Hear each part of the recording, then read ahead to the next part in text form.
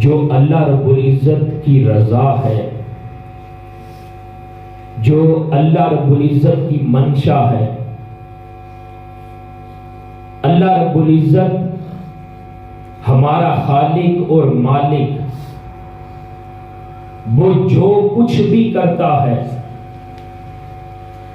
وہ جو کچھ بھی کرتا ہے اس کے اندر کوئی نہ کوئی اللہ رب العزت نے حکمت رکھ دی ہے.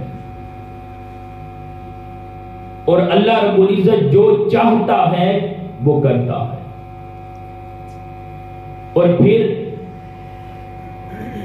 وہ گھر، جس گھر کے اندر کوئی بچہ پیدا ہو، بیٹا پیدا ہو، بیٹی پیدا ہو، وہ گھر ایک خوشیوں کا گھر بنا ہوا نظر آتا ہے.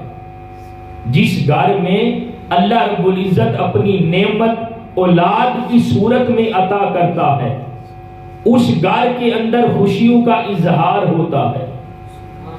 والدین، اہل خانہ، نانا نانی، دادا دادی، وہ سارے ایک طرف خوشی کا اظہار کر رہے ہوتے ہیں.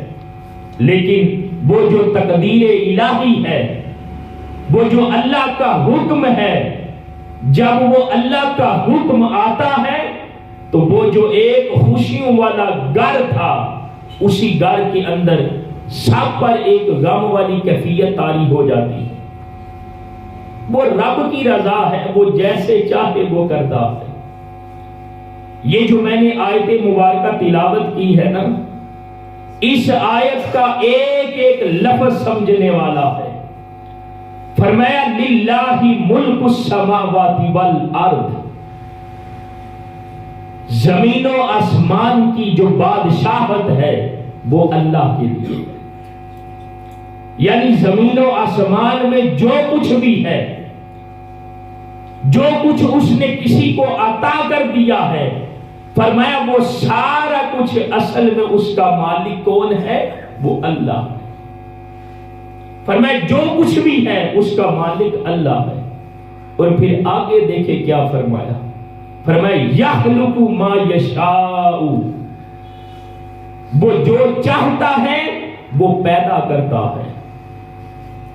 پھر فرمایا یہب لمن یشاء اناثا، یہب لمن یشاء الذکور، جسے چاہتا ہے وہ صرف بیٹے عطا کرتا ہے، جسے چاہتا ہے وہ صرف بیٹیاں عطا کرتا ہے. وہ جو چاہتا ہے فرمایا وہ پیدا کرتا ہے.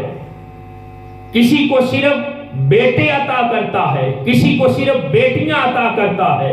اور پھر فرمایا یزوجہم ذکرانا و اناثا، کسی کو بیٹے اور بیٹیاں دونوں ملا کے عطا کرتا ہے. وہ مالک ہے، جو چاہے وہ پیدا کرتا ہے. کسی کو بیٹی عطا کرتا ہے صرف، کسی کو صرف بیٹیاں عطا کرتا ہے، اور کسی کو بیٹے اور بیٹیاں دونوں ملا کے عطا کرتا ہے. اور پھر آگے دیکھیں کیا فرمایا. فرمایا یجعل من یشاء عقیما، اور جسے وہ چاہتا ہے اسے وہ بانجھ بھی رکھتا ہے. وہ خالق ہے، وہ مالک ہے. کسی کو اولاد دیتا ہے، کسی کو اولاد نہیں دیتا. فرمایا انہ علیم قدیر، بے شک وہ جاننے والا ہے اور قدرت رکھنے والا. یہ ایک آیت مبارکہ جس کا میں نے ترجمہ آپ کی گوش گزار کیا ہے، اس سے مراد اور اس کا مطلب یہی ہے نا، جو کچھ بھی اللہ رب العزت نے اس زمین و آسمان کی کائنات میں پیدا کیا ہے، کسی کو کوئی نعمت عطا کرتا ہے تو وہ ہر ایک چیز کا حقیقی طور پہ مالک اللہ ہے. حقیقی طور پہ وہ بادشاہ ہے. وہ چاہے تو کسی کو نعمت عطا کرے، اور نعمت عطا کرنے کے بعد جلدی اس سے واپس نہ لے.